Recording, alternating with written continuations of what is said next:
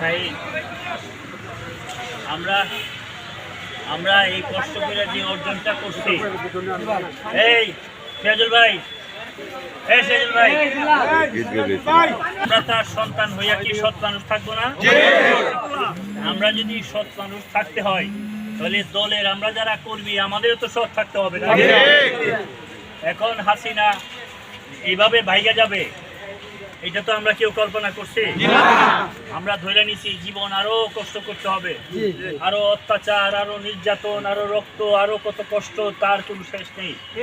আজকে এখানে যারা তারা উপস্থিত হয়েছেন, কত ছেলে পেলে গুলি খাইছে, মায়ের খাইছে, আর সবচেয়ে বড় জিনিস জেল খাচ্ছে। সবচেয়ে বড় জিনিস আমাদের কত সন্তান, শত শত হাজারে হাজার যারা কবরে চলে গেছে তা বলে শেষ করা যাবে না।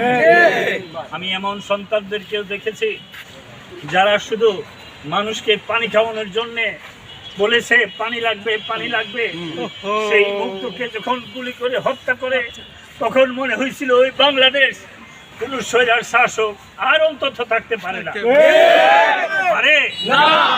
এইভাবে একে একে অন্তত হাজারো সন্তানের বুক খালি করেছে। এই সমস্ত রক্তের ফসলে আজকে আমাদের এই আন্দোলনের ফসল, তাই না ভাই? এই জায়গায় সবচেয়ে বড় ভূমিকা রেখেছে বাংলাদেশের ছাত্র সমাজ, যাদেরকে দেখলে আমার স্যালুট করতে ইচ্ছে করে। যেই সন্তানদেরকে ঘরে আটকে রাখা যায় নাই। আমি শুধু আমার ঘরের কথা যদি বলি, আমার মেয়েটা তেলাপোকা দেখলে বাথরুমে যায় না, সে ট্যাঙ্কের সামনে দাঁড়িয়ে বলে এগুলি কিছু না। আমার ছেলে তেলাপোকা দেখলে ভয় পায়, সে ট্যাঙ্কের সামনে দাঁড়িয়েছে। এটা শুধু এক ঘরের গল্প। প্রতিটা ঘরে আমাদের প্রতিটা সন্তান রাস্তায় বুক পেতে দিয়েছিল বলেই আজকের এই সমস্ত ফসল আমাদের কাছে এসেছে, ঠিক না ভাই?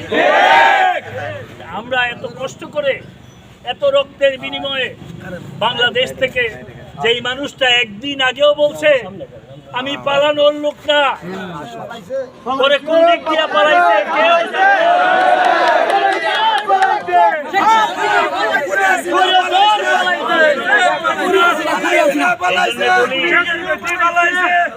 এই জন্য বলি যে আমি ব্যক্তিগতভাবে খুবই অসুস্থ ছিলাম। এরপরেও আমাকে যেভাবে থ্রেট করা হয়েছে, আজকে যারা পায়ে ধরে সালাম করার চেষ্টা করতেছে আপনাদের সামনেই তো, আমি ওদেরকে বলেছিলাম যে কোনো সময় পরিবর্তন হতে পারে, আর পরিবর্তন হইলে কিন্তু জবাব দিতে হবে। আজকে যদি জবাব চাই তারা কেউ জবাব দিতে পারবে না। কিন্তু আমরা কি জিজ্ঞাসার রাজনীতিতে বিশ্বাস করি? আমাদের প্রিয় নেতা আজকে শত শত বছর, শত শত দিন, শত শত ঘন্টা কষ্ট করে এই সমস্ত ফসল আমাদেরকে গড়ে তুলতে বলেছে।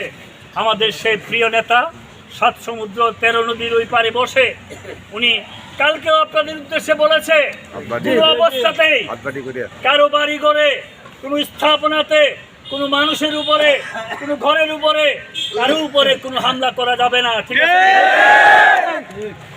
আজকে এই স্মৃতিসৌধে দাঁড়িয়ে, যে স্মৃতিসৌধের ৩০ লক্ষ শহীদের বিনিময়ে বাংলাদেশ স্বাধীন হয়েছে, আজকের স্বাধীনতার পতাকা প্রায় অস্তমিত হয়ে গিয়েছিল। আমরা যারা এই বিপ্লব করেছি, আমাদের সন্তানরা যারা এই বিপ্লব করেছে, এই সন্তানদেরকে বাংলাদেশের, ভারতের সবচেয়ে বড় দালাল, সবচেয়ে বড় রাজাকার, এই রাজাকার মহিলা তাদেরকে বলেছে তারা নাকি রাজাকারের নাতিপুতি। তাই বাংলাদেশের ছাত্র সমাজ তখন স্লোগান তুলেছিল আমি কে তুমি কে। কে বলেছে? কে বলেছে? এক স্বৈরাচার বলে যে আমরা নাকি রাজাকার ছিলাম। দেখ এবার যাদেরকে রাজাকার নামে তুই তহমত দিলে, অপমান করলে, কষ্ট দিলে, তাদের হাত ধরে তোকে বাংলাদেশের বুরকা পরে, এক কাপড়ে বাংলাদেশের ইতিহাস থেকে তুই মুছে গেছো।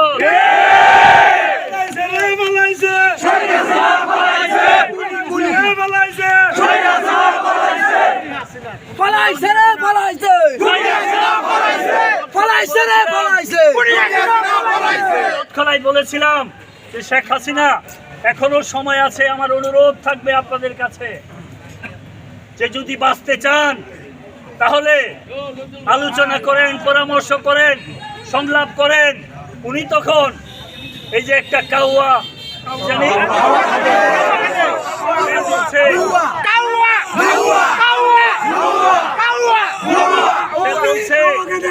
আলোচনার সময় বলে নাই।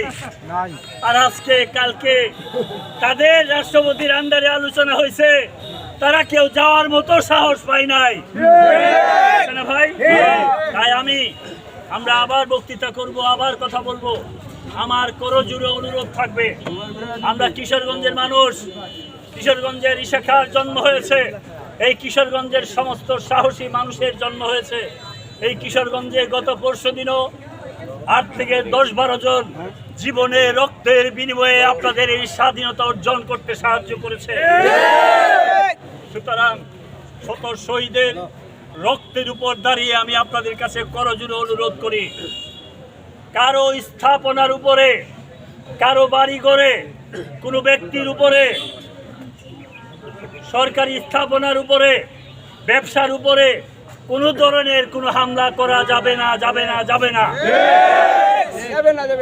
আর বিশেষ করে আপনারা যদি কারো বাড়িতে হামলা করেন, আমি কিন্তু স্পষ্ট ভাষায় বলে দিলাম, সে এই সমস্ত দায় দায়িত্ব উনি ব্যক্তিগতভাবে বহন করবেন, দল সেটা বহন করবে না। কারণ আপনি ব্যক্তিগত জেলাসি মিট আপ করবেন, আপনি যে একজনের বাড়িতে হামলা করবেন তা কিন্তু হতে পারে না। আর সবচেয়ে বড় জিনিস, আমরা যারা মুসলমান, আমাদের ধর্মে আছে যে কোনোদিন কোনো সংখ্যালঘু ধর্মের উপরে কোনো ধরনের অত্যাচার অন্যায় করা যাবে না। সুতরাং আমাদের মাধ্যমে কোনো হিন্দু বাড়িতে কোনো হিন্দু মানুষ যদি কষ্টে থাকে, তাহলে আমি আপনাদেরকে কথা দিচ্ছি, আমরা সকলেই মিলে তা প্রতিরোধ করবো ইনশাআল্লাহ। ঠিক আছে ভাই? আপনারা সকলেই, প্রতিটা নেতা কর্মী শহীদ জিয়াউর রহমানের আদর্শের সন্তানের মতো হয়ে পাড়ায় পাড়ায়, মহল্লায় মহল্লায়, গ্রামে গ্রামে, অফিসে অফিসে দাঁড়িয়ে সেটা পাহারা দিবেন। এরপরে যদি কেউ অতি উৎসাহিত হইয়া হামলা করতে চায়, তাহলে তাকে ধরে রাখবেন, ধরে রেখে আমাদেরকে জানাবেন। যদি কথা না শুনে আমরা তাকে থানায়, যেহেতু থানার পুলিশরা এখন ভয়ে আছে, সেনাবাহিনী আছে, আমরা সেনাবাহিনীর কাছে সুপর্দ করব। ঠিক আছে ভাই? কোনো অবস্থাতেই আইন আমাদের হাতে তুলে নিতে পারবো না। ঠিক আছে ভাই? আমি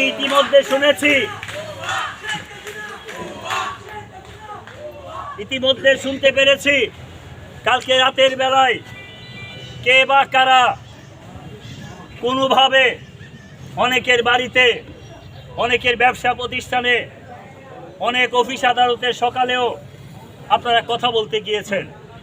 যদি যেয়ে থাকেন, সেটা যদি শেখ মুজিবুর রহমান সাহেবের ছবি, শেখ হাসিনার ছবি নামানোর জন্য যান, তাহলে আমাদের কোনো আপত্তি নাই। কারণ আমরা এই ছবিও নামাতে চাই নাই। আমরা চাই নাই কোনোদিন শেখ মুজিবের মতো একজন মানুষ এই বাংলাদেশে অপমানিত হোক। কিন্তু উনি অপমানের জন্যে তার যে কুলাঙ্গার সন্তানের জন্ম দিয়েছে, এই কুলাঙ্গার সন্তানের কারণে আজকে শেখ মুজিবুর রহমান বাংলাদেশে অপমানিত হয়েছে। যেহেতু মানুষের খুব যন্ত্রণা আছে, এই ছবিগুলো আপনারা যদি নামিয়ে ফেলেন, তাতে আমাদের কোনো আপত্তি থাকবে না। এর বাইরে আপনারা যে অফিসে যায়া কোনো অফিসারকে, কোনো কর্মচারীকে গালিগালাজ করবেন, এই কাজটা কোনো অবস্থাতেই আমরা কিশোরগঞ্জের মানুষ বরদাস্ত করব না। আর আপনি আজকের পরে যদি একটা কলা গাছও আপনি কেটে ফেলেন, এই কলা গাছটা মেরামত করতে হবে। বাংলাদেশে বর্তমানে যে সরকার থাকবে, আজকে যে সরকার গঠিত হবে, সামনে 3 মাস পরে যে নির্বাচন হবে, এই নির্বাচনের মধ্য দিয়ে বাংলার মানুষ যাদেরকে ক্ষমতায় বসাবে, সেই সরকার এই সমস্ত কিছু ঠিক করবে। সুতরাং টাকা তো আমাদেরই যাবে, টাকা তো আর শেখ হাসিনার যাবে না। টাকা কি ভারতের যাবে? টাকা কি শেখ হাসিনার কুলাঙ্গার সন্তানদের যাবে?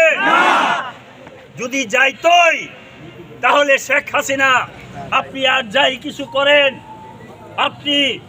আমি সেদিনও বলেছি, আপনি যে এক কাপড়ে বাংলাদেশে নিজের জীবন বাঁচানোর জন্য 12টার সময় আপনার গণভবনে হেলিকপ্টার রেখে রোড পাহারায়, ভারতের পাহারায় আপনি যে ভারতে চলে গেলেন, আপনার যে হাজার হাজার যাদেরকে জন্ম দিয়েছিলেন তাদেরকে কোথায় আপনি রেখে গেলেন?